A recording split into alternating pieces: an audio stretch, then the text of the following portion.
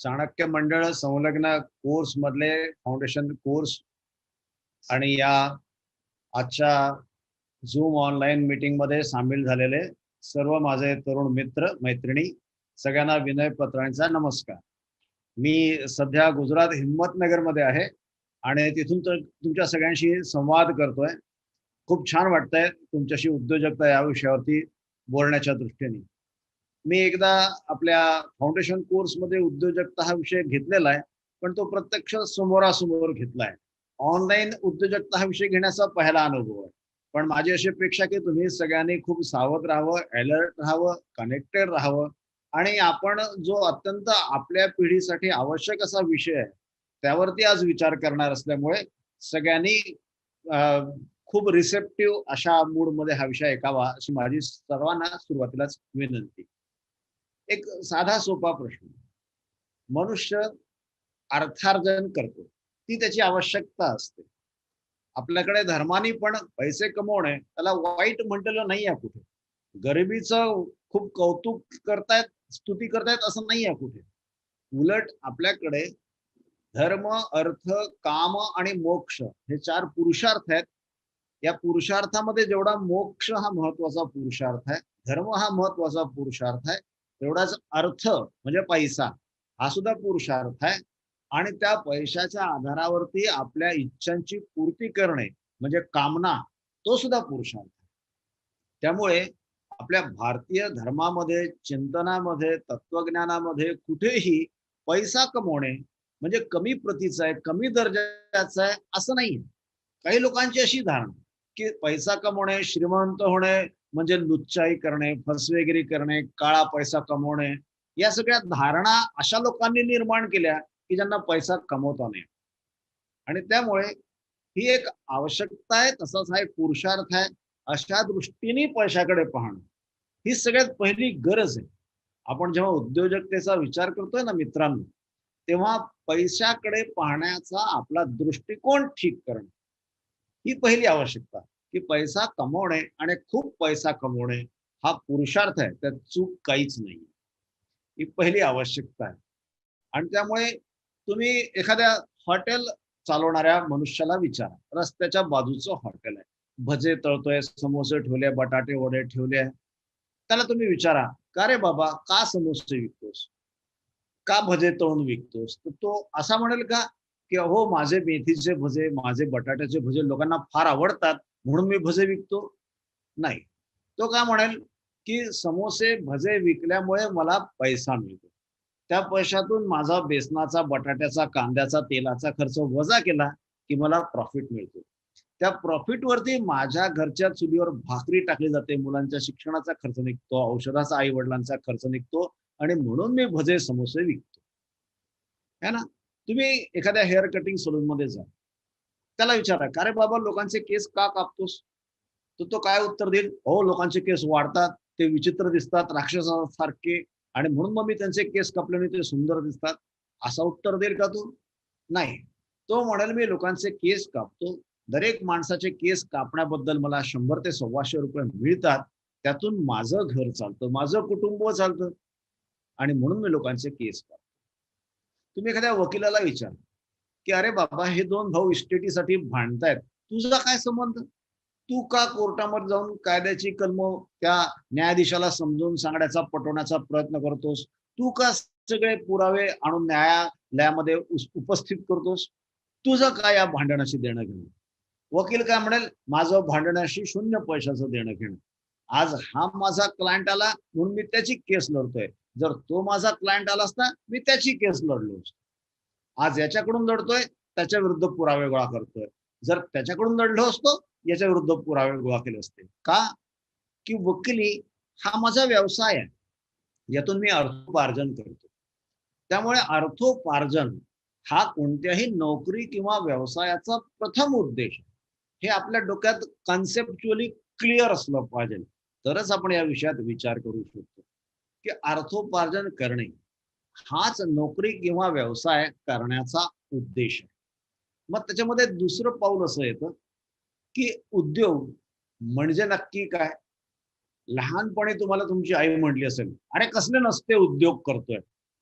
म्हणजे काहीतरी खटपट करणे म्हणजे उद्योग, असं आपल्याला लहानपणापासून डोक्यात आलंय, की उद्योग म्हणजे जे आहे त्यातून काहीतरी वेगळं निर्माण करणे. आणि नोकरी म्हणजे काय, की दुसरा जे सांगेल त्याप्रमाणे काम करणे, असं आपण ठळक विभाजन करू शकतो. उद्योगामध्ये स्वातंत्र्य आहे, नोकरीमध्ये पण स्वातंत्र्य आहे, पण ते मर्यादित आहे. आता उद्योगाचे दोन प्रकार. पहिला प्रकार आहे माल, गुड्स. दुसरा प्रकार आहे सेवा, सर्व्हिसेस. म्हणजे काय? म्हणजे पुन्हा आपण तेच पाहूया. तुम्ही हॉटेलमध्ये जा, डोसा खायला गेलो. त्याला बटाटा लागतो, उडदाची डाळ लागते, तेल लागतं, तवा लागतो. ह्या सगळ्या गोष्टी एका छपराखाली ठेवाव्या लागतात आणि मग दुकानावर बोर्ड मारावा लागतो आणि ही सगळी खटपट मी करतो. कारण खटपट करण्याचा माझा स्वभाव आहे. हे सगळं मी करू शकतो. पण मला समोसा बनवता येत नाही. मग मी काय करतो, एखादा आचारी, कुक हा पाहतो. त्याला म्हणतो, की "बाबा तू माझ्या इथे डोसे बनव. तुला मी महिन्याला ₹15,000 देईन." तर तो म्हणतो, "ठीक आहे." कारण त्याला या सगळ्या खटपटी जमत नसतात. दुकान भाड्याने घेणे, सामान आणणे, बोर्ड लावणे, ग्राहकाला पटवणे, विक्री करणे, हिशोब ठेवणे, हे त्याला पटत नाही. हे जमत नाही. त्याला फक्त एकच कौशल्य आहे, की डोसा बनवणे. तुम्ही म्हटलं तेवढे डोसे तो बनवून देईल. म्हणजे हॉटेल हा झाला तुमचा व्यवसाय आणि कुक, आचारी ही झाली त्याची नोकरी. तुमच्या लक्षात फरक आला? उद्योग करणारा मनुष्य हा नोकरी निर्माण करतो. नोकरी करणारा मनुष्य हा नोकरी निर्माण करत नाही. हा महत्वाचा फरक आहे. तुम्ही हॉटेलचा उद्योग केला, म्हणजे तुम्ही आचार्याची नोकरी निर्माण केली, तुम्ही वेटरची नोकरी निर्माण केली, तुम्ही तो साइन बोर्ड आहे तो रंगवणाऱ्याला पण काम दिलं. हे सगळं तुम्ही केलं. म्हणजे तुम्ही उद्योजक जेव्हा होता, तेव्हा तुम्ही समाजासाठी काही ना काही जास्त करू शकता. आचारी आहे, तो फक्त डोसे बनवतो. त्याला त्या नोकरीचा पगार मिळतो. त्यातून त्याचं घर चालतं. यात चूक काही नाही. पण तुलना करायची झाली, तर डोसे फक्त बनवण्यापेक्षा एक हॉटेल टाकून मग त्याच्यात आपल्या कौशल्याचा उपयोग करणे, हे जास्त पुरुषार्थाचं काम. थोडक्यात सारांश असा, की उद्योग म्हणजे नोकरीपेक्षा जास्त पुरुषार्थ, असा एक थंबरूल आपण ठेवूया. याला कोणाला विरोध करायचा असेल तर विरोध करू शकता. पण आपण अजून पुढचा मुद्दा एक पाहू, की व्यवसायाचं दुसरं स्वरूप काय आहे? दुसरं स्वरूप असं आहे. त्याला म्हणतात सर्व्हिसेस. गुड्स हा पहिलं स्वरूप, सर्व्हिसेस दुसरं स्वरूप. सर्व्हिसेस म्हणजे काय? की तुम्हाला पुण्याहून मुंबईला जायचंय. पुढं मुंबईला जाण्यासाठी तुम्ही चालत जाऊ शकणार नाही. तुम्हाला जरा आरामात लॅपटॉप बघत आपलं काम करत जायचंय. तुम्ही काय करणार, की टॅक्सी एजन्सीला फोन करणार. मग ती मेक माय ट्रिप असेल किंवा ओला उबेर असेल आणि मग ते टॅक्सी पाठवतील. आता त्यांच्याकडे अनेक टॅक्सी आहेत.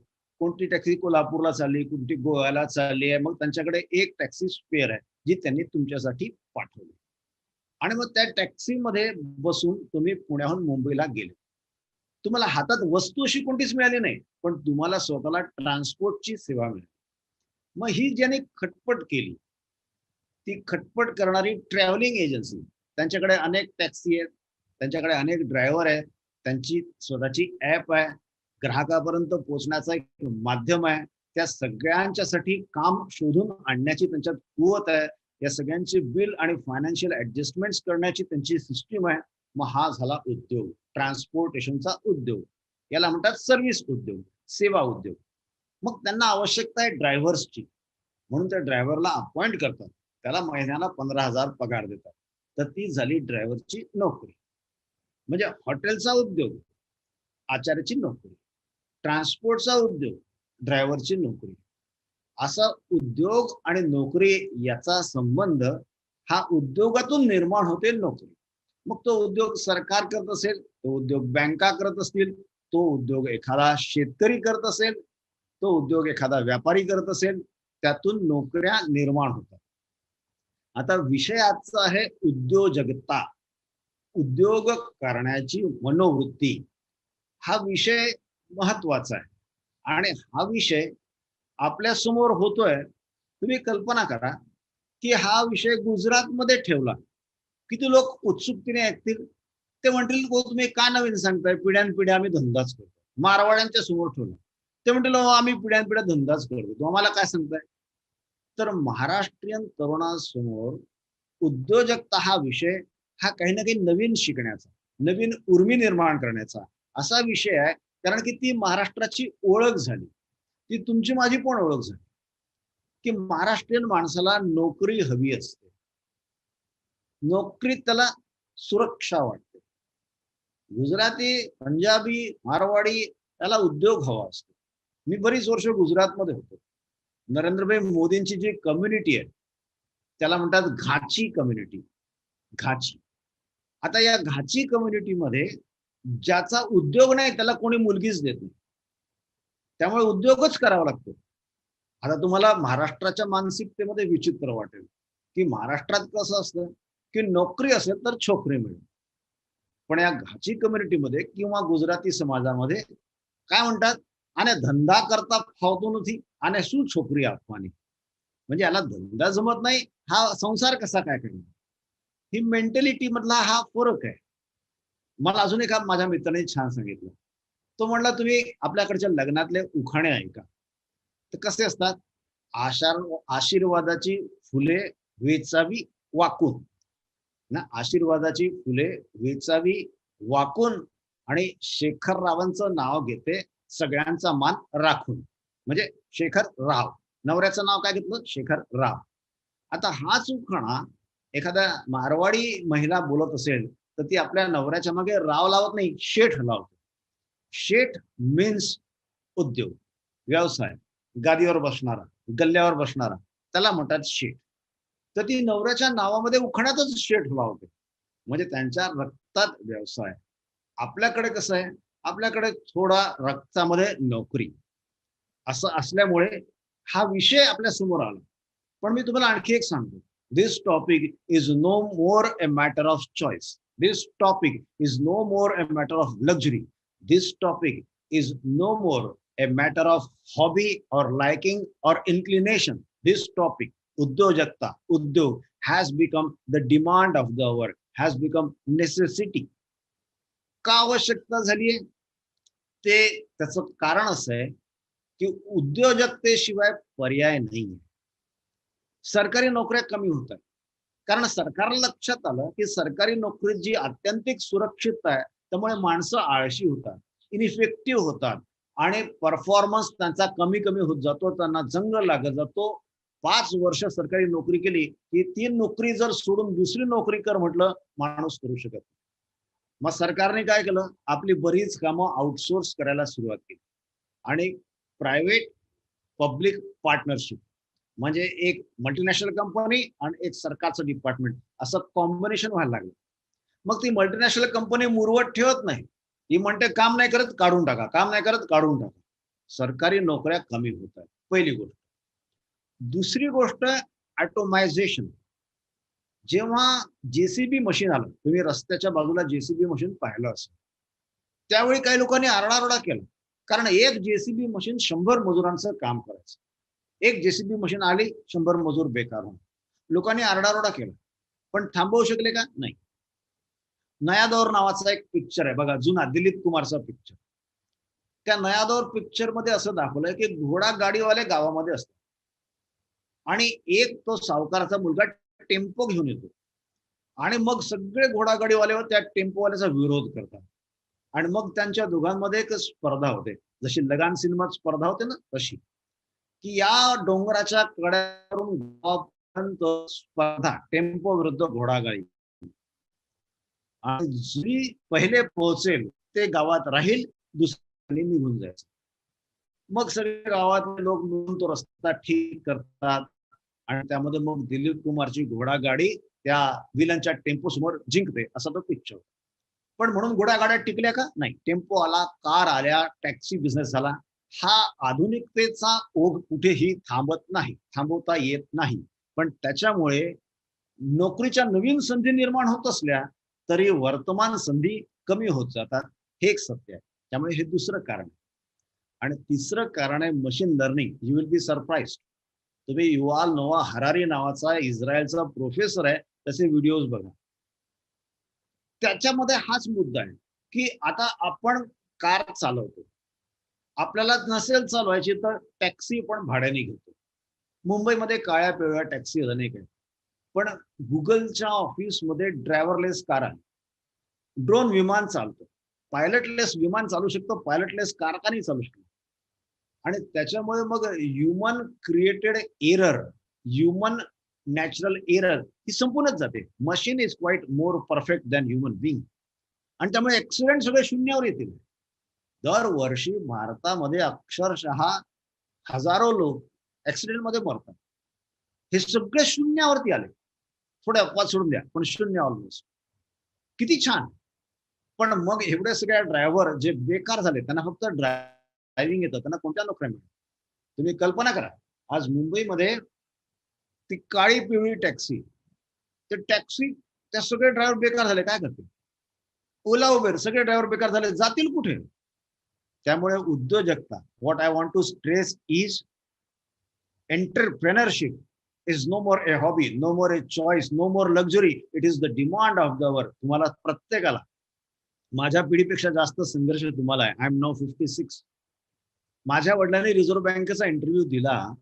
त्यांना विचारलं एबीसीडी म्हणून दाखवा. त्यांनी एबीसीडी म्हणून दाखवली. He was appointed and that much knowledge was enough for him up till his retirement. आता आयबीएन कम्प्युटरचे एक माझे मित्र आहे, भूषणजी केळकर, आपल्या चाणक्य मंडळात ट्रस्टी पण आहे.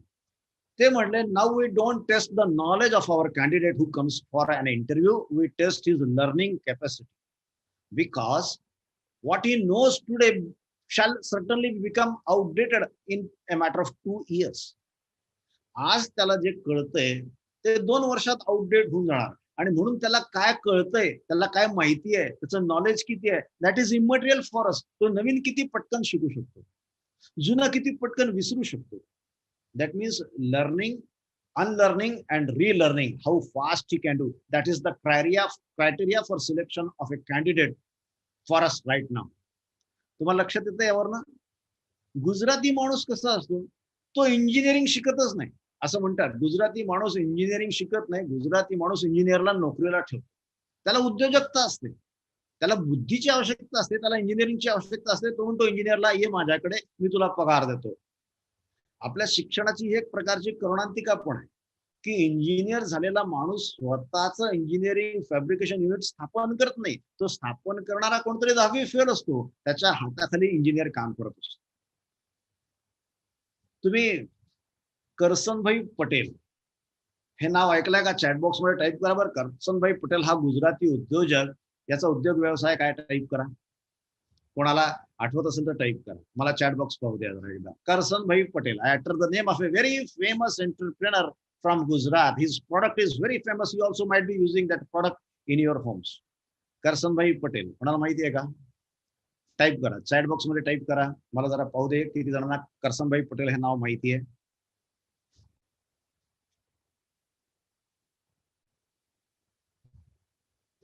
माहिती आहे कोणाला? नाही.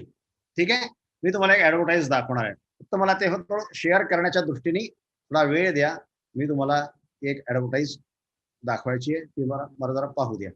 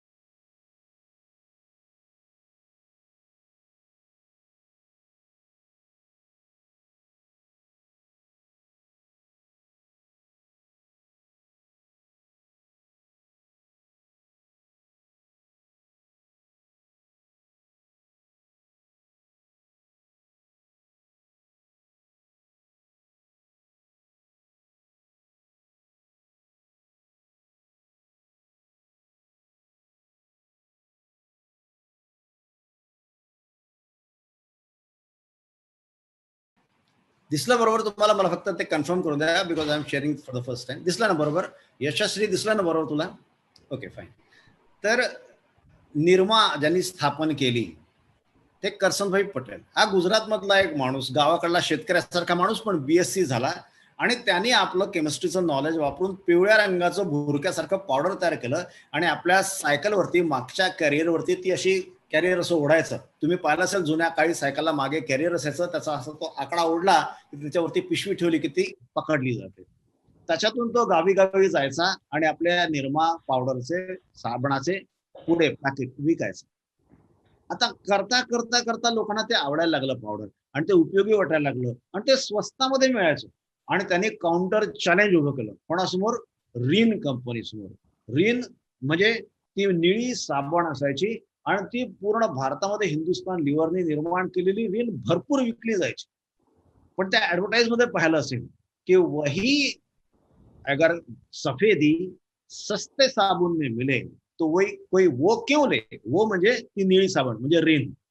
आणि मग निरमा, आणि मग निर्माची त्यांनी जाहिरात केली आणि ती जाहिरात करण्यात का पैसा पण कमवला. त्या पैशाचा उपयोग करून पुन्हा जाहिरात केली. इतकी जाहिरात केली की Nirma became a big company. तुम्हाला दुसरी पण जाहिरात दाखवायची इच्छा आहे, you will purely enjoy because the theme is very nice. त्या जाहिरातीची थीम फारच छान आहे, म्हणून तुम्हाला ती पुन्हा जाहिरात दाखवायची मला इच्छा आहे.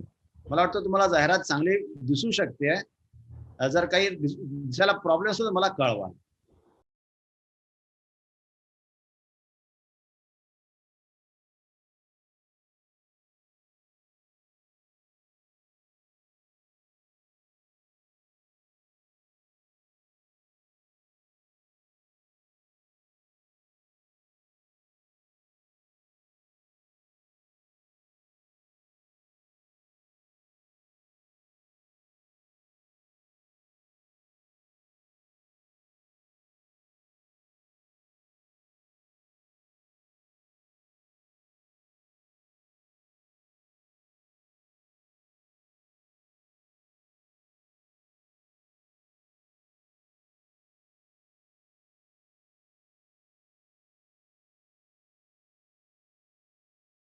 ठीक. तुमच्यापैकी कोणतरी मला सांगा. गौरी तू सांग, या ऍडव्हर्टाईज मधून काय मेसेज तुला मिळाला सांग. You can unmute your self and speak out. नाही, वुमेन एम्पॉवरमेंट पण थोडासा भाग आला त्याच्यात आणि मग साबणाची काय म्हणतात एन्डोर्समेंट. अच्छा, यशस्वी तू सांग. सर त्यांनी ब्रँडचं नाव पण वापरलं आणि विमेन एम्पॉवरमेंट तेही दाखवलं त्याच्यामध्ये, ज्याच्यामुळे लोकांवरती इम्पॅक्ट पण जास्त पडेल की पांढरे कपडे म्हणजे स्वच्छ कपडे आपण ही पावडर वापरून करू शकतो आणि शक्ती सुद्धा असं आहे मे बी. अजून एक्झॅक्ट मेसेज मला हवा. अथर्व तू सांग, एक्झॅक्ट मेसेज तुला सांगता येईल का? सर तिथे अनेक जण उपस्थित होते आणि त्यामधल्या एकाच्या ह्याच्यावर थोडासा डाग पडला तर तो पुसत होता आणि त्या स्त्रियांनी त्याचा विचार न करता त्या पुढे गेल्या आणि त्यांनी ते स्वतःहून हे केलं. हो. आणि आणखीन एक महत्वाची गोष्ट मिसिंग आहे. आणखी कोणी सर सांगू शकतो का? सर मी बोलू? हा बोल.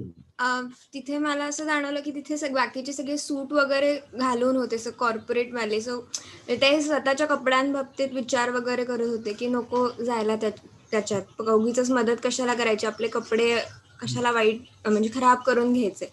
पण मग त्या बायकांनी त्याचा विचार न करता ते गेल्या तिथे. भार्गवी सांग. Sir humanity.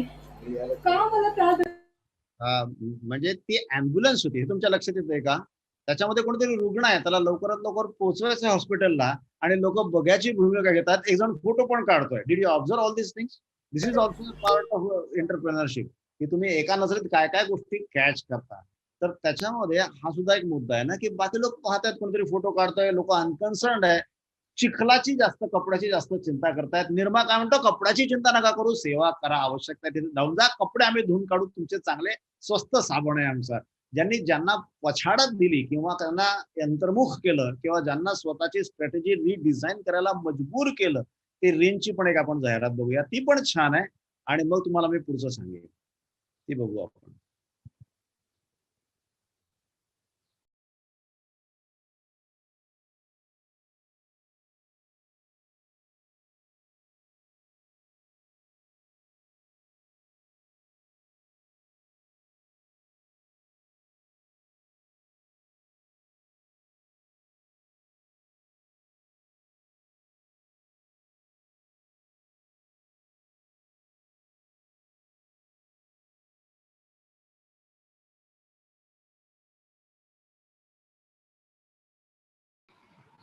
आता यातला मेसेज सांगा मला. Can you catch the message on the background of story and history I told you before this. याच्या बॅकग्राऊंडवरती तुम्ही याचा मेसेज कॅच करा आणि मला सांगा.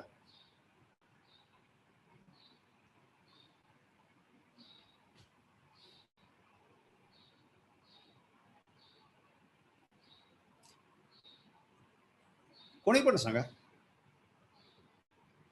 Shantanu, are you listening? Yes sir. हा सांगा. तर तिथे त्यांनी आधी एक तर त्या प्रॉडक्टची तर जाहिरात केलीच आहे आणि त्यांनी दाखवलंय की जी मुलगी असते त्या ह्याच्यात हा जी खूप गरीब फॅमिलीतली असते, तिचे वडील रिक्षा चालवणारे असतात आणि मग म्हणजे असाच एक मेसेज त्यांनी दिलेला आहे.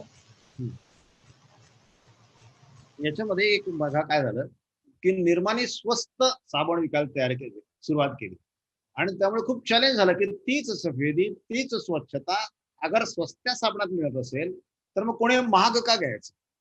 आणि म्हणून मग रिनला स्वतःची किंमत तोडावी लागली आणि त्याने याच्यात इंडिकेट काय केलंय, ती स्टोरी एक गोष्ट ऍडव्हर्टाईजची की हा गरीब माणूस आहे, ऑटो रिक्षावाला, याच्या घरी सुद्धा आमची साबण वापरली जाते, हे कॅच करायला पाहिजे. आणि मग नंतर Rin had to rethink about its own price and they launch one new soap that is will.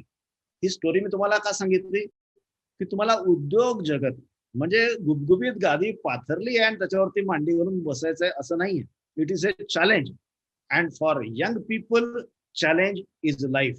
If you get everything ready made, you don't develop yourself. So business is a challenge, business is a risk, business is a struggle and battle. As compared to that, Naukri is a safe path, Naukri is a follower's route, and that's why I insist all of you, those youngsters who are connected to foundation course of Chanakya, keep a dream of being an entrepreneur in your life right from when you are youngsters. Sow that seed, and the very purpose of this session is to sow that seed on the ground of your mind that one day I shall start my own business.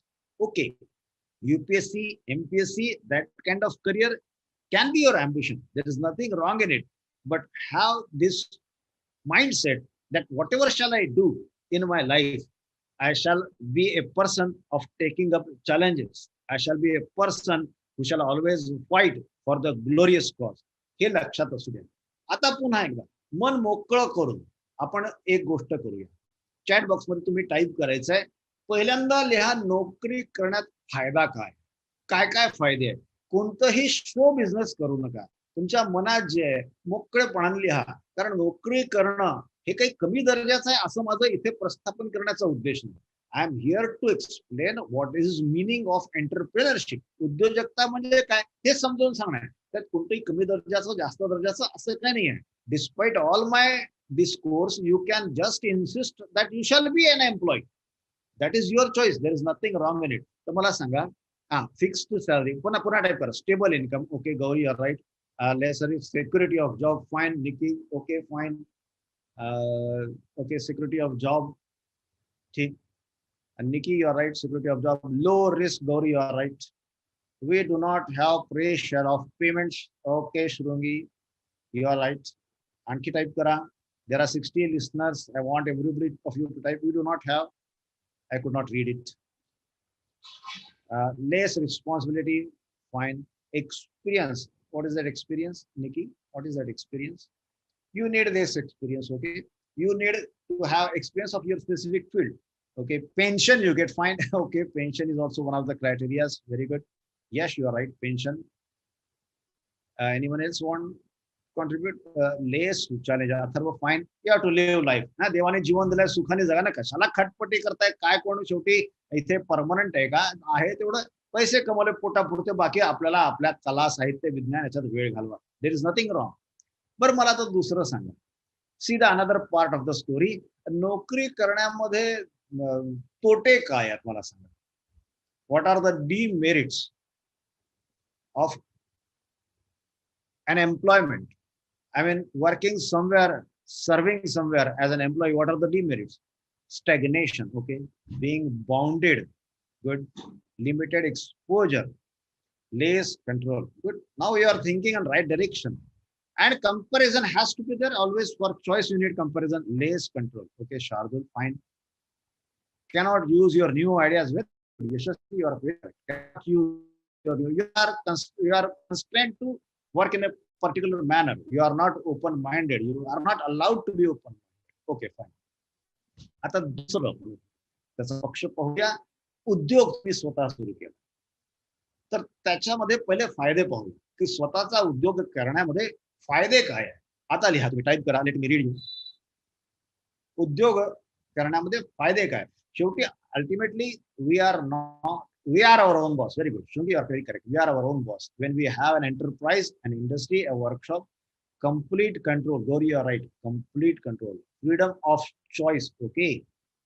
The whole horizon is open. You can choose anything. Freedom of choice. Okay. Decision maker. Fine. Loss and profit is your can explore our own ideas. Pranali, you are very correct. You are very correct. You are very correct. We can apply. We do what we like. Okay. Yes. No limit for money. Fantastic. Atharva, very good. You can earn as you wish depending upon your performance. In Naukri, how much better performance you express, you get a fixed salary. That's all. That is the limit. High risk, high return. Very good. Shivanjali, very good. High risk, high return. हा धंदा करण्याचा फायदा आहे की तुम्ही पैसे कमवू शकता. गमवण्याची रिस्क आहे. I won't deny. It's not always a rosy picture, but at the risk of losing money and taking shocks, you can earn money and enjoy all the luxuries of your life. That is also a plus point, has to be accepted. दुसरा पक्ष पण पाहूया. आपल्याला एखादी गोष्ट पारखायची म्हणजे एकाच अँगलनी पारखायची नाही, सर्व अँगलनी पारखायची. On the basis of enough data only we can take the correct decision. आणि म्हणून उद्योग धंदा करण्यात तोटे काय आहे याचा पण आपण विचार करूया. लिहा एकदा. स्वॉट अनालिसिस आपला पूर्ण होईल. नोकरीचे फायदे आपण पाहिले, नोकरीचे तोटे पाहिले, उद्योगाचे फायदे पाहिले, आता उद्योगाचे तोटे पण आपण पाहूया. लिहा. Risk of failure. या रिअली. अनसर्टनिटी. काय होतं आता, कोरोना झाला, काय करणार, हॉटेल बंद झाले. Uncertainty is very correct answer. Nikhil, Niki. Okay, Niki. Fine. अजून लिहा. उद्योग करण्यामध्ये रिस्क किंवा तोटे. ठीक आहे. अनसर्टनिटी, रिस्क, या दोन. अजून we have to think about our employees. Okay, बरोबर आहे. You are responsible when you run a business. Your employees are dependent upon you. तुम्ही त्यांना असं म्हणू शकत नाही एकदम की घरी बसा, धंदा बंद, दुकान बंद झालं, पगार मिळणार नाही. आमचा पण घरी व्यवसाय आहे, तर आमच्या इथे जसं शोरूम बंद झाली, आम्ही काय केलं, अर्धा पगार दिला. In short, financial problem. सगळ्यांचा पगार एकदम बंद करू शकत नाही आणि करायला पण नको. मानवतेच्या आधारावर कमी पगार दिला, पण दिला. Some business depend on seasons. Very good. Undesirable duties, ज्या अनिच्छनीय गोष्टी कराव्या लागतात असं म्हणायचं यशस्वीला. Yes, you are right. Fine. Okay, good. Now let's go ahead. छान केला तुम्ही analysis. Despite all these things. मी एक वाक्य ऐकलं बघा. I share that sentence with you and how thrilling it is, you can experience it. तो काय म्हणला, तो नेटवर्क मार्केटिंग मधल्या बिझनेसमध्ये, आणि त्याला खूप मेहनत करावी लागते आणि तो खूप हार्डवर्क करतो आणि त्याची स्थिती खूप चांगली झाली. आज आर्थिक खूप उन्नती झाली. त्यांनी एक वाक्य सांगितलं. तो म्हणला, मी माझ्या बायकोला म्हटलं की हे बघ, मी नोकरी करत नाहीये, मी नेटवर्क मार्केटिंग मध्ये. मी सकाळी 10ला ऑफिसला गेलो, संध्याकाळी 5:30ला तुझ्यासाठी गजरा घेऊन, भाज्या घेऊन परत आलो. संध्याकाळी तुझ्याबरोबर टीव्ही पाहिला, फिरायला गेलो, मुलांना खेळवलं, त्यांचा अभ्यास घेतला. नोकरी करणारा मनुष्य जे करतो, झाडांना पाणी घातलं घरच्या, हे मी करू शकणार नाही 2 वर्ष. 2 years. जस्ट स्पेअर मी. दिवस रात्र मी काम करेल, कामाचा विचार करेल, खूप व्यस्त असणार for 2 years. 24 months. Spare me 24 months. आणि त्याच्यानंतरचे 24 वर्ष मला तू 24 महिने दे. त्याच्यानंतरचे 24 वर्ष मी तुला एक पृथ्वीचा गोळा भेट म्हणून दिला. या गोळ्यामधल्या कोणत्याही देशावर तू बोट ठेव. दरवर्षी आपण एका देशाची पिकनिक करू. आणि तो म्हणला, friends, take this message from me. 2 वर्ष मी खूप कष्ट केले, पण गेली 24 वर्ष आम्ही दरवर्षी एक देश, असे 24 देश पाहून आलो. Is it not thrilling? नोकरी करणारा माणूस 24 देशात फिरून येतो का? शक्यता आहे नोकरीसाठी फिरून येईल, पण सर्टन्टी कशामध्ये? पैसे कमवले आणि पैशाचा उपयोग स्वतःचा उत्कर्ष आणि जीवनाचा अत्युच्च आनंद आणि समृद्धी यासाठी करू नये. मला सांगायचं काय, उद्योजकता हा विषय हा अत्यंत आवश्यक आहे आणि तो जीवनाची उंची वाढवणारा विषय. आता त्याच्यामध्ये नवीन काही डायमेन्शन्स आले, ते डायमेन्शन आपण समजून घ्यायचा प्रयत्न करूया. पहिली गोष्ट म्हणजे की आता तुम्ही पहा आजूबाजूला ज्याची एकही टॅक्सी नाही, त्याचा टॅक्सी बिझनेस, ट्रान्सपोर्ट बिझनेस आहे. ओला, उबर, ते मालक नाही आहेत टॅक्सीचे, मालक वेगळाच आहे. यांनी काय केलं? नेटवर्क वापरलं, इंटरनेट वापरलं, है ना. ज्याचं एकही हॉटेल नाहीये, तो हॉटेलचा बिझनेस चालवतोय. कोण? ओयो, OIO.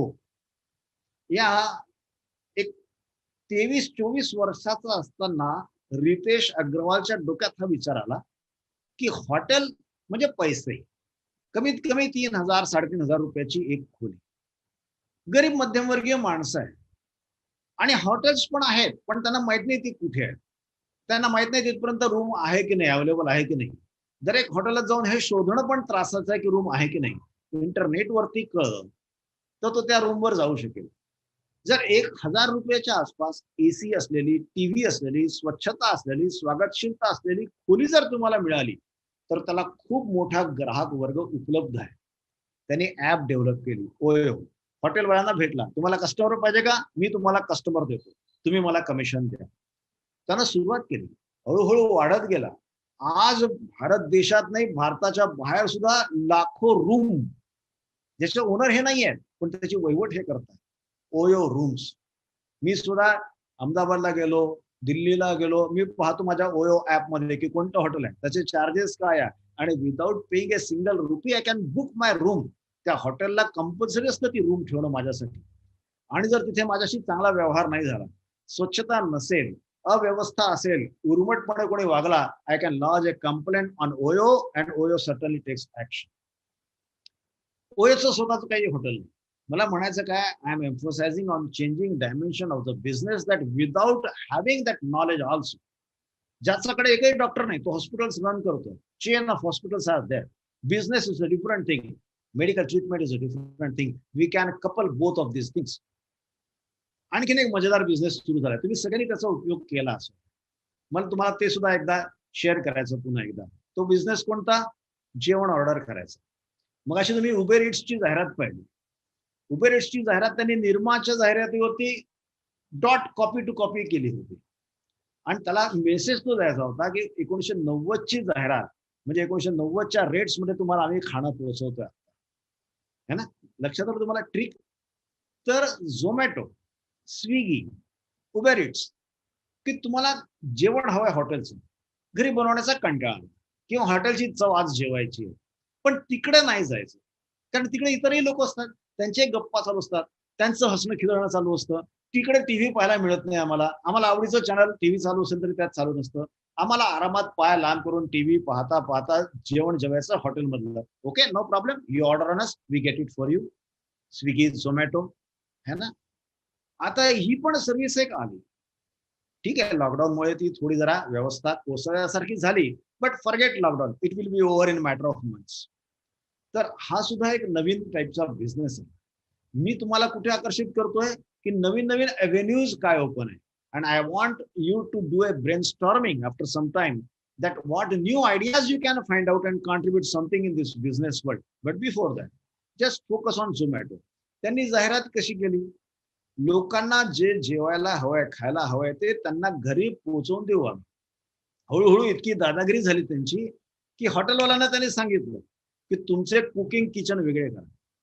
हॉटेलचा काय फायदा झाला की कस्टमर वाढले, हॉटेलची आवश्यकता नाही, फॅनची आवश्यकता नाही, वेटरची आवश्यकता नाही, ॲम्बियन्स नाही, टेबल नाही, खुर्ची नाही, स्वच्छता नाही, इलेक्ट्रिसिटी नाही, माल विकला जातोय, हॉटेलवाले खुश, झोमॅटोवाले खुश, त्यांना ट्रान्सपोर्ट करण्याचे पैसे मिळत आहेत, जेवणारे खुश, घरी बसल्या बसल्या पाय ताणून टीव्ही पाहता पाहता जेवताय, एव्हरीवेअर विन विन सिच्युएशन. मग झोमॅटोची दादागिरी वाढली. ते म्हणले तुमचे किचन तयार करा, आम्ही सांगू तसं ऑर्डर करा. हळूहळू त्यांच्या हातात किल्ल्या गेल्या. पण त्याची एक जाहिरात पाहूया आणि मग आपण ब्रेनस्टॉर्मिंग करणार आहोत. एक जाहिरात पाहू आपण झोमॅटोची.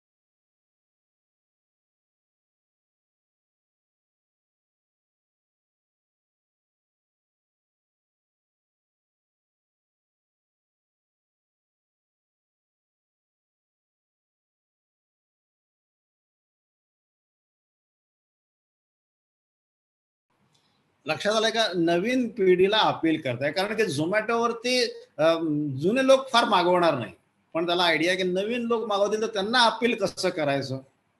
तर या ऍडव्हर्टाईज बद्दल तुम्हाला काय वाटतं सांगा. कोण सांगणार? शार्दूल सांगतोस का? सर मॅक्झिमम टाइम्स ना कंपन्यांची एफिशियन्सी वगैरे बाजूला ठेवून नॉर्मली कस्टमर्सला त्यांच्या इमोशनशी जोडणारे प्रोडक्ट लागतात हो, किंवा हो. कंपनीज लागतात. किंवा ही जी प्रोडक्टशी जोडणारी इमोशन्स ते जाहिरातीत दाखवतात, असं म्हणूया. हे जे होतं ना, तर आता बऱ्याच मला काही एक्सपिरियन्स नाही, पण आपण बरेच बघतो की मुलांना आपले एक्सप्रेशन हे करायला खूप प्रॉब्लेम्स होतात.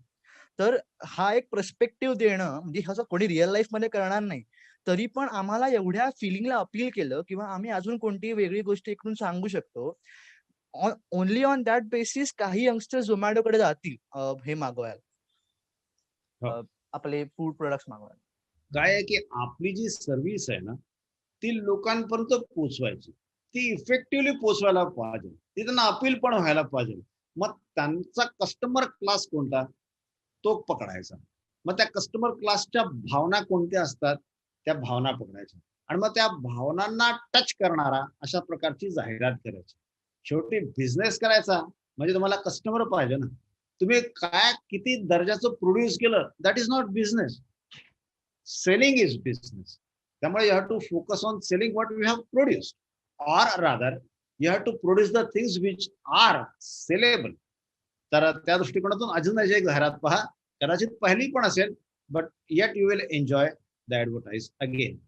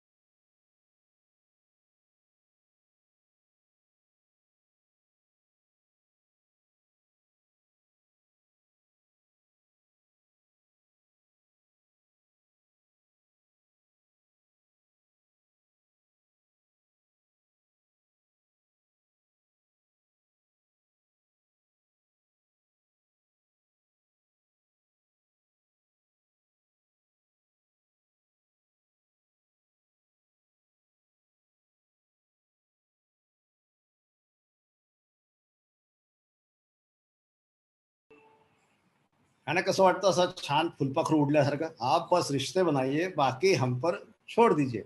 तुमचं ऑब्झर्वेशन सांगा. Shantanu Apte, are you there? Shantanu, yes sir. हा शंतनू सांगा, ऑब्झर्वेशन सांगा. तर त्यांनी म्हणजे थोडं विचार करून सांगतो मी. हा टीच कॅन या दुसऱ्या ऍडव्हर्टाइज बद्दल तू ऑब्झर्व काय केलं ते सांग.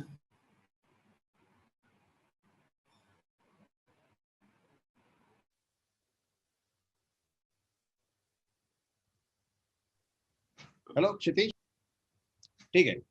Let's open it for everybody. Anybody of you can specifically speak out something. I want to focus on your observation on the advertisement. तुम्ही काय ऑब्झर्व केलं एक्झॅक्टली? एक ऑब्झर्व केलं का की तो म्हणाला की लाल तुम पे अच्छा दिखेगा, तर ती दुसऱ्या दिवशी लाल घालून आली होती. डिड यू ऑब्झर्व दिस? है ना? आणखीन बघा काय ऑब्झर्व केलं सांगा. सर म्हणजे त्या दोघांना तो भेटायचा एक बहाणा हवा होता हम्म. आणि त्यामध्ये फक्त त्यांनी झोमॅटोच एंट्री केली तिथून की ऍडव्हर्टाईज केली की दोघं झोमॅटोवरूनच मागवायची एकमेकांसाठी. हम्म. हा बरोबर. अथर्व सांग. सर तो आधी म्हटलेला की माँ का खाना है, मतलब माँ अच्छी बनाती है, म्हणजे आईच्या हातची चव आहे, म्हणजे असं. हा म्हणजे जेवण जे मागवते असं त्याला सांगायचा उद्देश असेल बहुतेक. हो हो हो. आणि थोडा त्याच्यामध्ये हिंदू मुस्लिम टच असा पण आला होता ना. ती मुलगी थोडी मुस्लिम सारखी दिसते, म्हणजे that is what I could make out. कदाचित वेगळं पण असू शकतं, पण तो सुद्धा एक त्याच्यामध्ये डायमेन्शन होता. Gauri, you want to share something? नाही, ठीक आहे, ओके फाईन.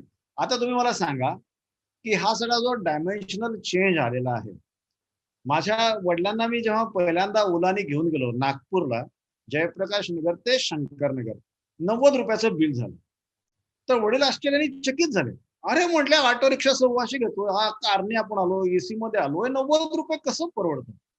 म्हटलं हो, याला इथून लगेच दुसरी ट्रिप मिळते, दिवसाचे जास्त ट्रिप्स मिळतात आणि म्हणून त्याला ते स्वस्तात पडतं.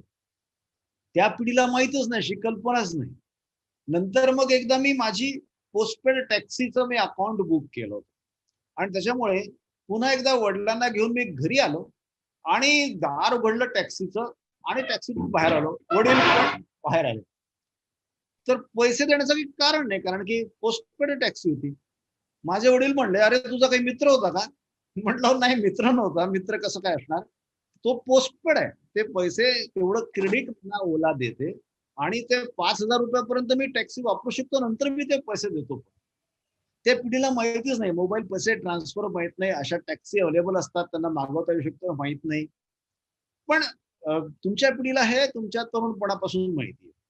बदलली परिस्थिती. मी जेव्हा सर्व्हिस करत होतो, 1988 ची गोष्ट सांगतो, 1990च्या काळामध्ये नागपूरहून मुंबईला कॉल करायचा असेल तर आम्हाला टेलिफोन एक्सचेंज मध्ये कॉल बुक करावा लागायचा आणि मग 3 तासानंतर 4 तासानंतर टेलिफोन ऑपरेटरचा फोन यायचा की तुमच्या कॉलची आता लागली आहे लिंक, तर तुम्ही कॉल घ्या. आणि जर आम्हाला लगेच बोलायचं असेल तर ते एक नो डिले सर्व्हिस असायची, त्याचे जास्त पैसे असायचे. तुमच्या पिढीच्या कल्पनेत नाही, तुम्ही बटन दाबला की अमेरिकेमध्ये, कॅनडा, फ्रान्स कुठेही फोनवर बोलू शकता. झूमच्या मिटिंगचा काळ आहे, आपण सहज एक दुसऱ्याला पाहते संवाद करू शकतो. पण आता हे जे तंत्रज्ञान बदलाची गती फार वाढलेली आहे. जुनं डायजेस्ट व्हायच्या आधीच नवीन जेवण येत आहे आणि त्या बदललेल्या काळामध्ये आता नवीन बिझनेस आयडियाज हा खूप मोठा चॅलेंज आहे. कोडिंग आता लहानपणापासून शिकायला लागले मुलं. आता नवीन नवीन आयडियाज याला खूप स्कोप आहे. ऑनलाईन ट्रेनिंगच्या इतक्या वेबसाईट्स आल्या. मी जेव्हाही युट्यूबवरती कोणता व्हिडिओ पाहतो तो पहिले असते पब्लिक स्पीकिंग शिका, इमोशनल इंटेलिजन्स शिका, हे शिका, ते शिका, ऑनलाईन शिकवणे, 10,000 रुपयाची वस्तू तुम्हाला 1,500 रुपयात देतो, अशा सारख्या जाहिराती यायला लागल्या. कारण बिझनेसचं स्वरूप बदललं. त्याचा एक फायदा असा आहे की कोणतरी कलकत्त्यात बसलेला माणूस भोपाळ, नागपूर, इंदोर, बंगलोर अशा विद्यार्थ्यांना ऍड्रेस करतो. तोटा असा आहे की मग लोकल लोकांनी काय करायचं, सगळीच माणसं श्रेष्ठ लोकांकडे गेली तर बाकी लोकांनी काय करायचं, स्वतःची क्वालिटी सुधारवायची. एक मी स्वतः माझा व्हिडिओ युट्यूबवरती अपलोड केला, भाषण केलं, मी लहानसं 3 मिनिटाचं लहानसं स्पीच दिलं, एक लहानसं उदाहरण सांगितलं. मग मला असं वाटलं की हे नुसतंच उदाहरण थोडं वृक्ष वाटतंय, त्याच्याबरोबर काही चित्र जोडले तर कसं होईल. मग माझ्या एका मित्राला मी सांगितलं की अरे म्हटलं माझा हा व्हिडिओ आहे, तुला मी 1000 रुपये देतो, तू या व्हिडिओला थोडं ॲनिमेटेड चित्र जोड. त्याने ते चित्र जोडले. मला तुम्हाला ते दाखवायचं आहे. कशासाठी दाखवायचं आहे? To start the churning process in your brain, what can be various new dimensions of business. तुम्ही कॉलेजमध्ये असताना सुद्धा हा बिझनेस करू शकता. मी तुम्हाला तो व्हिडिओ दाखवतो आणि मग आपण थोडं ब्रेन स्टॉर्मिंग करूया की नवीन बिझनेस कोणकोणत्या प्रकारचे असू शकतात. व्हिडिओ माझाच आहे, पण तो एका वेगळ्या अँगलमध्ये तुम्ही बघू शकाल.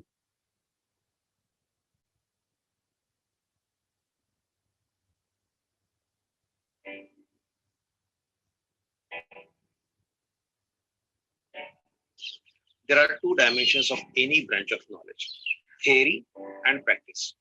For example, science is theory, technology is applied science. You need intelligence quotient to acquire knowledge, to gather information, process it, churn it, deduce. This is acquiring knowledge. You need intelligence quotient. But for application of knowledge, that is wisdom, you require emotional quotient.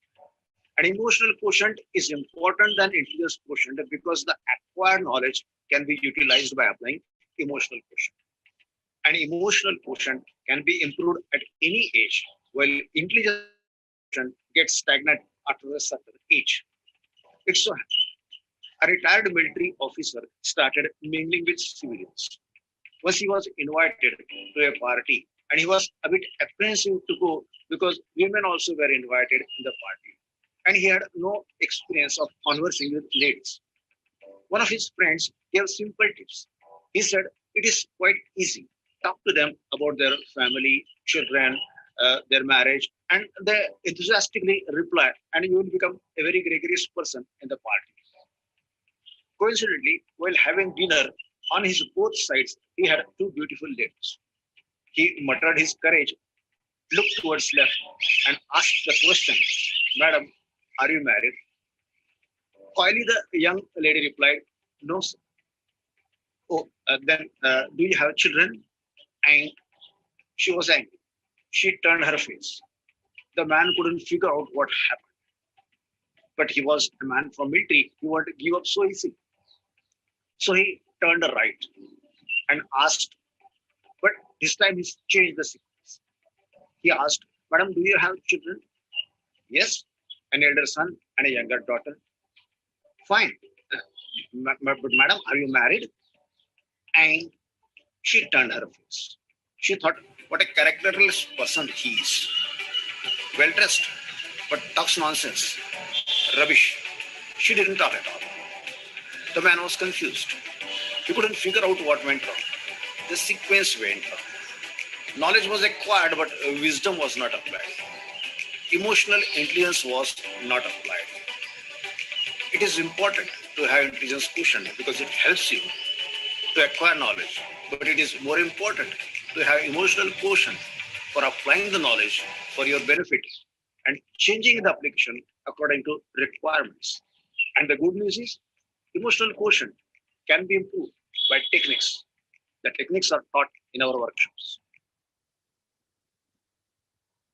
आता मी जे workshop घेतो professionally, emotional intelligence वरचे मी workshop घेतो, यासाठी मी हा video तयार केला एक प्रकारच्या मार्केटिंगसाठी. आता मी फक्त भाषण केलं तर ते तेवढं रंजक वाटत नाही, म्हणून मी त्याला एक स्टोरी टाकली, त्या स्टोरीचं पिक्चरायझेशन केलं. हा एक नवीन व्यवसाय झाला. If you can create advertise, make advertise for a branded company, you can earn in lakhs crores. तर अशा प्रकारे आता या नवीन संधी उपलब्ध झालेल्या. ऑनलाईन बिझनेस आला. मी पेन ड्राईव्ह घ्यायला गेलो. पेन ड्राईव्ह 16 जीबीचा, तो म्हणला 350 रुपये. मी आपला घेणार होतो, लगेच माझ्या मुलीने पाहिलं, म्हटले बाबा ऑनलाईन 250 रुपयात आहे. मी म्हटलं अरे ते ऑनलाईन 250, म्हटलं ऑनलाईन मागवा. म्हणजे ते दुकान, त्याचा अँबियन्स, त्याची एसी, त्याचे सेल्समन, या सगळ्यांच्या खर्चाची ओव्हरहेडची आवश्यकताच नाही. ऑनलाईन एक नवीन आयडिया आली. त्यांनी अनेक लोकांच्या समोर बिझनेस चॅलेंजेस निर्माण झाले. ही गोष्ट खरीच आहे, त्याला नकारणं हा काही विषय नाहीये. पण inevitability is also a face of life.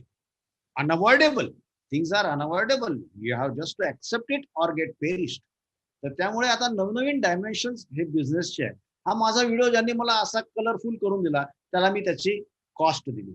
Naveen business आहे. आता तुम्ही तुमचं डोकं लावा. What can be the new opportunities of business. आता जगाची आवश्यकता त्याच्यावर फोकस करा. कोरोनाच्या बॅकग्राऊंडवर फोकस करा. हॉटेल्स अनेक बंद झाले आहेत हे तुम्हाला माहिती आहे. नवीन काय काय होऊ शकतं, ऑनलाईन काय होऊ शकतं, आउट ऑफ बॉक्स कोणती भन्नाट आयडिया येऊ शकते. तुम्ही सगळ्यांनी डोकं लावा. I want you to just apply your brain and this session is not just for theory. This session is to inspire you to start your own business, to have that kind of mindset. So I want all of you to be connected. I want all of you to churn your brain and find out some new fantastic ideas or share whatever idea that comes in your mind in this on the screen in the chat box. सांगा मला नवीन काय काय idea असू शकतात बिझनेसच्या. सांगा. Just apply your brain. सांगा.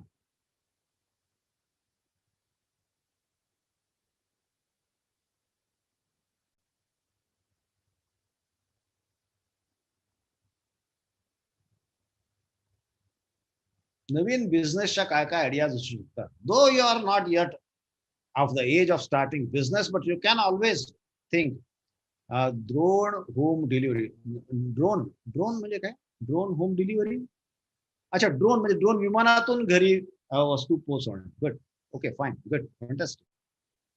हेलिकॉप्टरनी किंवा ड्रोन विमानाने 7व्या मजल्यावरती तुम्हाला घरी खिडकीतून काहीतरी वस्तू पोहोचवणे. Good idea. तुम्ही हे नका विचार करू की आमची कॅपॅसिटी काय. Just unleash your imagination. पैसे कुठून आणू, साधन संपत्ती कुठून आणू, माणसं कुठून आणू, that is not something to be done practically right now. But imagination is the first step to start anything, and I have not put any restriction on your imagination. You can just unleash any idea. Vegetable powder, fantastic. Vaishnavi, खूप छान कल्पना. कांद्याचं powder, लसणाचं powder पाकिटमध्ये विकला जात आहे. तीच taste, तोच flavour, पण ट्रान्सपोर्टेशन इझी होत आहे आणि पेरिशेबिलिटी कमी होते. Online hospital doctor consultation. Very good other. Very good. Online hospital doctor consultation. Everybody has to contribute something. Just scratch your head. Something shall come down. I want all news ideas. And out of brainstorming, you can get something very fantastic. Somebody make cash your idea and start business. Let him start. There is no reservation that you only would start that business, but you can always think. You can always churn your brain. You can always find out something new. Driverless car service. Oh, Bob, Dilip Patil. Good. It is just like Ola Uber, but driver won't be there. But it would be a thrill to begin. Driverless car shall take you, okay, online transaction apps. Very good. Money transaction apps, or online antique store. Okay, antique store. Good. People are interested. And online is the trend of business. So you can have online antique store. Very good. And when Ritesh Agrawal started his business, he was just 19. Now, almost everybody of you must have crossed 19 or should be on the verge of 19. So you should apply your brain to find out new ideas. Come on. Yoga is a coined word nowadays. So yoga teacher shall be future demand of the hour, because stress and tension and anxiety and sleeplessness are very common. Electric cars charging stations. Very good. Dilip, fantastic. Electric cars are charging station. Good. Fine. Apps for making people use. I couldn't read it totally. Apps for making people use. I couldn't read it. Shantanu, can you speak out? What did you type? Sir, my name is Shardul. I typed that how to make apps so that people can use artificial intelligence for their betterment, Okay. except losing their jobs. Because as Bhushan sir says, in the next era, AIs are going to come and many of the jobs are going to be lost. So if we provide training of how to use AIs efficiently, they may be able to retain their jobs. Yeah. How to use also something to be taught, because artificial intelligence is there, but how to use it. Cyber crime prevention apps. Very good. Very good. Now it is rampant. You get some call, the person asks you to download some app, then your screen is there, he can also see, and he gives you some instructions. If you blindly follow all those instructions, your password is passed on. lot of money goes from your account to somebody else's account. You come to know it all of a sudden after some time, but nothing you can do about it, or very less you can do about it. So you need some apps to prevent providing management services. Very good. Rujula. Okay, fine. Providing management services. Okay. Now, one thing you must have realized that you need something out of box. Traditional things won't work. You should just open your brain and unleash any damn thing. माझा एक मित्र आहे, तुम्हाला सांगतो मी, पुण्यामध्येच आहे. You won't imagine. तो काय म्हणला मला, बिझनेस कसला त्यांनी चालू केला, वाढदिवसाच्या दिवशी पुष्पगुच्छ पोहोचवण्याचा. तो म्हणला पुष्पगुच्छ देतातच लोक, पण आता प्रत्येक माणूस त्याच्या घरी जाऊन देऊ शकत नाही ना. पण मला पुष्पगुच्छ द्यायचा आहे, ओके, तुम्ही मला फोन करा, तुम्ही सांगा कोणाला द्यायचा आहे, त्याच्या घरी पुष्पगुच्छ तुमच्या नावाने पोहोचेल. पुष्पगुच्छ 100 रुपयाचा, आमचे चार्जेस 250 रुपये आहे की नाही. नवीन आयडिया, एक आयडिया जो बदल दे आपकी दुनिया सारखी आयडिया आहे. म्हटलं यार तुम्ही डोके बाज आहात बाबा, तुम्ही आमच्या डोक्यातच कल्पना नाही आली. तो म्हणला एवढं नाही. म्हटलं पुढे काय. अहो, ज्याने पुष्पगुच्छ दिला त्याला तो थँक्यू म्हणणार की नाही. माझा बर्थडे आहे, मला कोणतरी पुष्पगुच्छ आणून दिला, मी स्वाभाविक त्याला थँक्यू म्हणणार. मग त्याने पुष्पगुच्छ पाठवला, आम्ही पुष्पगुच्छ देतानाच म्हणतो की काय रे, त्याने पुष्पगुच्छ पाठवला त्याला थँक्यू चॉकलेट देऊ का तुझ्याकडून. हो दे ना. थँक्यू चॉकलेट 25 रुपयाचं, पण पोचून देऊ आम्ही 100 रुपयामध्ये. 100 रुपये हरकत नाही, घे रे, एवढा त्याने पुष्पगुच्छ पाठवला, मला थँक्यू चॉकलेट माझ्याकडून त्याला.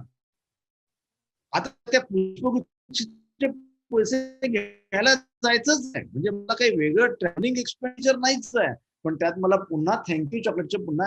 म्हटलं यार तुम्ही फारच डोकेबाज माणसं आहे, आमच्या डोक्यातच नाही त्या सगळ्या गोष्टी. तो म्हटलं एवढंच नाही. आयला म्हटलं अजून काय जास्ती आहे. तो म्हटलं हे बघा, तुम्ही खूप मोठे आहात, गिरीश बापट आहे, मंत्री आहे, त्यांना अनेक लोक पुष्पगुच्छ पाठवतात.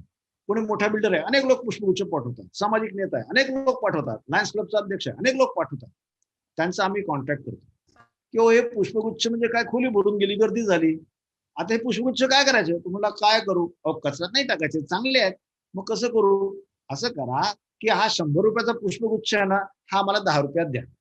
घेऊन जा की पुष्पगुच्छ जातोय, 10 रुपये मिळतात. वा, चांगली गोष्ट आहे.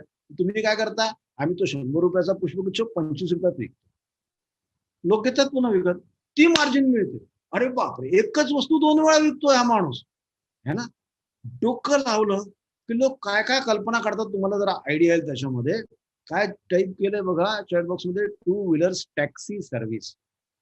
2 व्हीलर्स टॅक्सी सर्व्हिस. अच्छा, नंतर मग आणखी एक गुजरातमध्ये एक बिझनेस आहे बघा, की तुम्हाला गाईला चारा खाऊ घालणे, म्हणजे पुण्याचं काम आहे. पण तुमच्याकडे गाय नाही, तुमच्याकडे चारा नाही, पण तुम्हाला पुण्य हवंय, धार्मिक श्रद्धा आहे, गाईला चारा खाऊ घालायचा आहे. मग गाय पण माझी, चारा पण माझा, तुम्ही पैसे मला द्यायचे, माझ्याकडून चारा घ्यायचा, माझ्या गायला खाऊ घालायचा, तिचं दूध माझं, शेण माझं, गोमूत्र माझं, चारा माझा, पैसे माझे, पुण्य तुम्हाला मिळतं ना, मला काही हरकत नाही. हा बिझनेस आहे. तर out of box is the demand of the hour, that you should just open up your brain and think randomly. Apparently it may look something very foolish, but still it may work. Just think about it. तर तुम्ही एक आता exercise करावा सगळ्यांनी, अशी माझी तुम्हाला अपेक्षा, की तुम्ही विटांचे उपयोग लिहा. विटा भिंत बांधण्यासाठी विटेचा उपयोग होतो. भिंत बांधण्यासाठी कोणीच लिहायचं नाही. त्याच्याशिवाय विटांचे कमीत कमी 12 उपयोग मला पाहिजे. कमीत कमी 12 उपयोग. 3D प्रिंटेड हाऊसेस उपेंद्रने म्हटलंय. Good. Now let us stop that topic and focus on this. Bricks you utilize to build walls. Apart from that, what are the possible uses of bricks? I want you to unleash your imagination and write down any random thing which is relevant where brick can be utilized. Just type in your chat box. I will read it for everybody. विटांचे उपयोग सांगा, लिहा.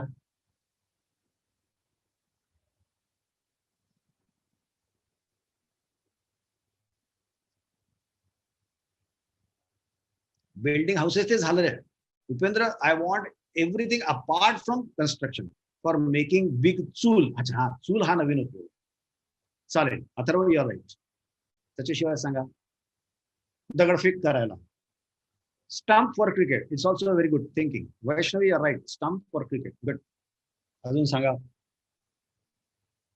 डोकं खाजवावं, out of box पाहिजे विचार. Home हवनसाठी यज्ञकुंडासाठी वीट लागते. Good. Mugdha, your right. Fine. अजून विचार करा.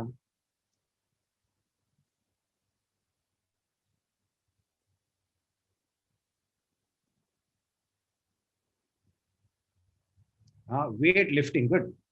मनगट चांगले तयार होतील. त्या दंडाला बांधलं आणि असं असं दोरीने ती वीट उचलली तर तुमच्या रिस्ट बरोबर तयार होतील. To make decorative things. Okay, लाल रंग काढला, डेकोरेटिव्ह केलं. Making forts in Diwali. Good. Forts is also a kind of construction but still will accept it for this purpose. Okay. Making of powdered bricks. Powder करायचं त्याच्या लाल रंगाचा काही उपयोग डेकोरेशनला करायचा. असं करता येईल. आळं करायला, कॅरी करायला करता येऊ शकेल. व्यायामासाठी करता येऊ शकेल. चिखल झाला असेल तर रस्ता बनवायला विटांचा उपयोग करता येऊ शकेल. जोर बैठका मारायला विटांचा उपयोग करता येऊ शकेल. त्यानंतर जर वजन मापामध्ये एखादा अर्धा किलोचं माप नसेल तर त्या विटेचा तुकडा तोडून त्या अर्धा किलोचा उपयोग करता येऊ शकतो, है ना. Place a slab on 2 bricks to make. Ojasvi, please read it out loudly. Ojasvi, please read it out loudly. Make a place. Okay, fine. Okay. चालेल, ठीक आहे. पुढे जाऊया आपण. Thank you so much. To kick it to pieces in a karate show. Fantastic. Yashasri, very good. Paperweight like objects. Very good. Upendra, you are also right. Now you have really unleashed your restrictions. Paperweight like objects. Good.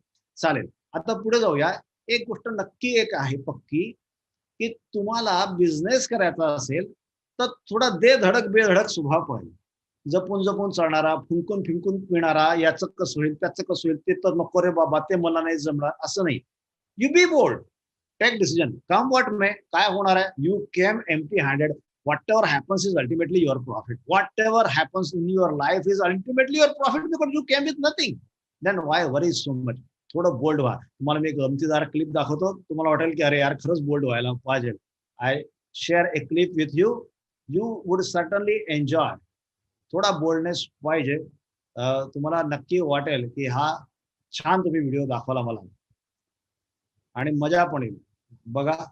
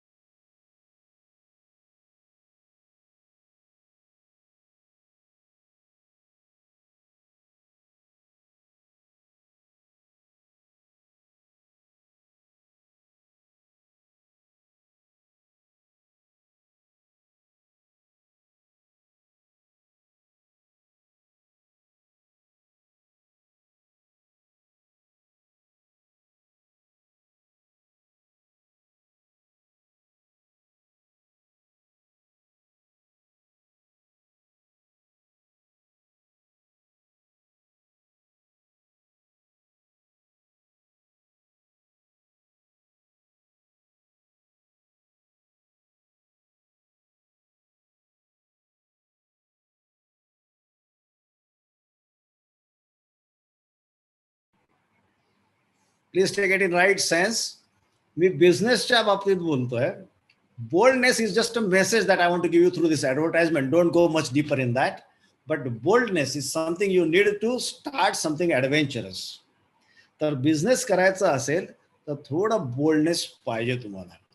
शेवटी idea, boldness, hard work, networking, ओळखी, finance.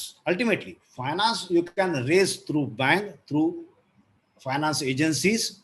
You have some idea, you talk somebody who has money, both of you can work together and do your business. But the first thing is mindset and attitude. Attitude is very important. DS कुलकर्णीने एक गमतीदार अनुभव सांगितला. ते म्हटले आमच्या ऑफिसमध्ये जो येईल त्याला आम्ही चहा द्यायला सुरुवात केली आणि मग लोक यायला लागले. जो येईल त्याला चहा. मग त्यांनी फ्लॅट पाहायचा, मग त्यांनी आमची स्कीम पाहिजे, मग त्यांनी कॉस्टची चर्चा करायची. 2 BHK 3 BHK. काही दिवसांनी माझ्या ऑफिसचा स्टाफ मला म्हटला की साहेब असे फुकटे लोक येऊन चहा पिऊन जातात. संभाजी गार्डनमध्ये फिरायला आलेली माणसं पण चहा पितात. साहेब विनाकारणचा खर्च आहे हो. ज्यांना फ्लॅटच घ्यायचा नाही त्यांना कशाला चहा पाजायचा. मी त्यांना म्हणालो, असं DSK म्हणाले, मी त्यांना म्हणालो मला माहिती आहे अनेक लोक फुकटे चहा प्यायला येतात. जे संभाजी गार्डन मध्ये फिरायला येतात ते लोक चहा प्यायला येतात, पण त्यांना फ्लॅट घ्यायचा नाहीये हे त्यांना माहिती आहे, हे इतरांना माहित नाही. त्यामुळे ज्यांना खरंच जेन्युअनली फ्लॅट खरेदी करायचा आहे त्यांना वाटतं की एवढी गर्दी आहे फ्लॅट घेणाऱ्यांची, आणि त्यामुळे आपल्याला ऍडव्हर्टाईज मिळते at very cheaper cost of expenditure on tea. One cup of tea gives you this much of advertisement. It is very cheap advertisement. People feel that there is a crowd of. शेवटी flat घेणाऱ्याच्या मनात काय असतं की अनेक लोक घेत आहेत ना बाबा, बिल्डर फसवत तर नाही ना, इतक्या लोकांचा विश्वास आहे ना. That is a reputation that we gain just through distributing tea. Let it go free of charge. There is no problem. है ना? This is called attitude. तर तुमच्याकडे attitude पाहिजे, बोल्डनेस पाहिजे, परिश्रम करायची तयारी पाहिजे, पेशन्स पण पाहिजे. It is not overnight miracle. तुम्हाला त्याच्या मागे लागावं लागेल आणि परिणाम मिळेल. आणि मराठी माणसामध्ये हा गुण तर निश्चित आहे, चिवटपणा. आणि मराठी लोक जिथे जिथे बिझनेसमध्ये गेले आहेत तिथे सफल झाले. मला तुम्हाला फक्त एक शेवटला उदाहरण सांगायचं आहे, त्याच्या आधी एक अजून दाखवतो तुम्हाला, एक छान मजेदार क्लिप. की विकण्याची कला ही खूप महत्वाची. तुम्ही सोनं तयार कराल हो, पण तुमची शोरूम चांगली नसेल तर, तुम्हाला गोड बोलता येत नसेल तर सोनं पण विकता नाही. बोलणाऱ्याची बोरं विकली जातील, न बोलणाऱ्याचं सोनं पण विकलं जात नाही. You should have that knack of selling. ते गमतीदार व्हिडिओ पाहूया आणि मग शेवटल्या उदाहरणाकडे आपण बोलू. Video I am certain you are going to enjoy it.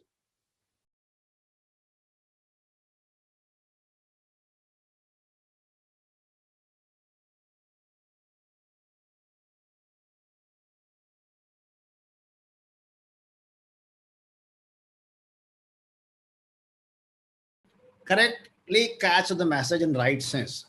Don't get the signal of deceiving people, but the skill of scaling it. तर हे थोडं सेलिंग लहानपणापासून आपण करतोच. लहानपणी रडतो ना चॉकलेटसाठी, ते सुद्धा एक प्रकारचं सेलिंग असतं. तर ते सेलिंग पाहिजे. हनुमंतराव गायकवाड म्हणून टेल्कोत सर्व्हिस करत होते. 8,000 रुपये महिना पगार होता, वर्षाचे ₹1,00,000. ही केव्हाची गोष्ट, 90च्या काळातली. त्यांनी एक गाडी स्क्रॅप केली टेल्कोनी, BVG. Good Atharva, you are right. आणि त्या गाडीचे वायर सगळ्या 2.5 कोटी रुपयाच्या भंगारमध्ये विकायच्या. त्यांनी आपल्या बॉसला म्हटलं, हो हे भंगारमध्ये विकायचं 2.5 कोटी रुपयाचं सामान, ओ याला रिडिझाईन करू, युटिलाइज करू. ते म्हटलं याच्या मागे खपवायला कोणाला डोक्याला वेळ नाहीये, तू करतोस का, तू कर. सकाळी 9 पासून रात्री 9 पर्यंत म्हणलं मी त्याचं डिझायनिंग, प्लॅन, लेआउट सगळं केलं. 1 महिना काम केलं आणि कंपनीला पुटअप केलं की हे नवीन मॉडेलमध्ये या सगळ्या वायर्स कशा वापरता येऊ शकतील. आणि 2.5 कोटी रुपये वाचले. भंगारमध्ये काही हजार किंवा लाख मिळाले असते, ते सगळे पैसे या 2.5 कोटी रुपये वाचले. म्हटले मला पगार होता 1,00,000 वर्षाचा, मी कंपनीचे 2.5 कोटी वाचले. कंपनी म्हणाली की आता तू काहीतरी काय करू तुझ्यासाठी सांगा. ते म्हणले साताराकडचे माझ्या गावाकडे 3-4 मित्र, त्यांना नोकऱ्या द्या. काय शिकलेत, 7वी फेल आहे. मग काय काम देते त्यांना, सफाईचं काम करतील का ते, म्हणले करतील. तर म्हणलं तू इथला एम्प्लॉई आहे त्यामुळे तुला काम देता येणार नाही, तू एक नवीन ग्रुप स्थापन कर. तो त्यांनी भारत विकास ग्रुप स्थापन केलं. साफसफाईचं काम केलं. ते काम वाढवत नेलं. काही वर्षांनी नोकरी सोडली. काम वाढवत इतकं वाढलं की आज नागपूरचं, आपल्या देशातलं, दिल्लीचं प्राईम मिनिस्टरचं ऑफिस, प्राईम मिनिस्टरचं घर, सुप्रीम कोर्ट, पार्लमेंट, पंढरपूरचं मंदिर, शिर्डीचं मंदिर, तिरुपती बालाजी मंदिर, हे सगळं त्यांच्याकडे स्वच्छतेसाठी. 93,000 लोक काम करतात एकट्या दिल्लीमध्ये. दिल्लीमध्ये 9,000 आहे, संपूर्ण 93,000 लोक. आणि आता 108ची सेवा. तुम्ही फोन करा, 10 मिनिटाच्या आत अँब्युलन्स तुमच्या पेशंटला घ्यायला येईल. 100ची सेवा, तुम्ही फोन करा, पोलिसची लगेच गाडी येते. या गाड्या, ही सेवा ते देत आहेत. महाराष्ट्र, गुजरात, उत्तर प्रदेश, कुठे 8,000 अँब्युलन्स, कुठे 9,000 अँब्युलन्स, कुठे 5,000 अँब्युलन्स. गजबचं आहे. तुम्ही टीव्ही याच्यावर बघा, युट्यूबवर बघा, भारत विकास ग्रुप बघा, मला प्रेरणा मिळेल. If somebody can do it, why cannot I do it? You can. You have all potential, unused, unutilized potential. Just open it up. Just take some bold decisions. Just take some risk and enjoy the rest of your life. पडलो ना तरी चालेल, पण चढायचाच नाही प्रयत्न केला ते चूक आहे. It is better to have loved and lost than not to have loved at all.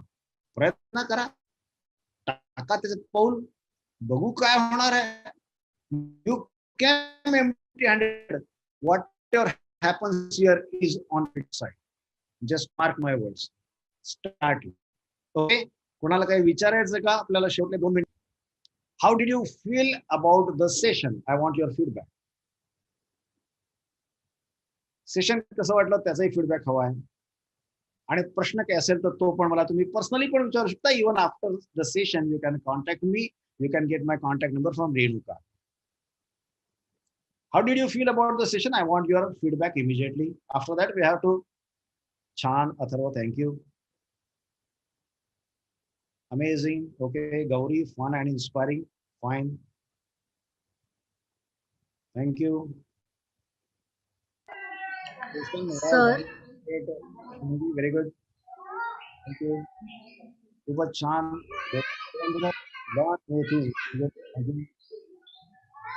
Sir मला एक विचारायचं होतं. हा, बोल.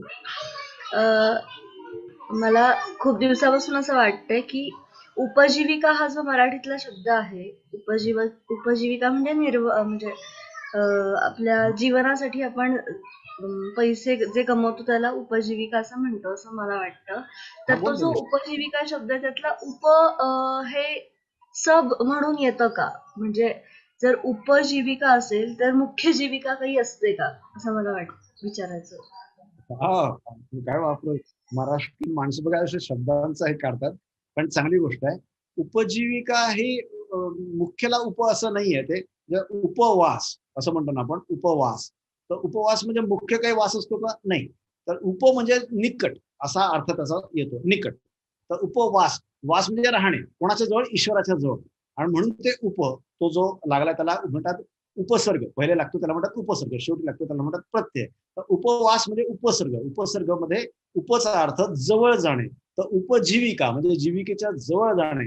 जीवनासाठी अर्थ हा पायाचा आधार असल्यामुळे उपजीविका आहे. मुख्य जीविका उपजीविका असं नाहीये. Thank you. Got to learn a lot new thing. Rujula good. Thank you.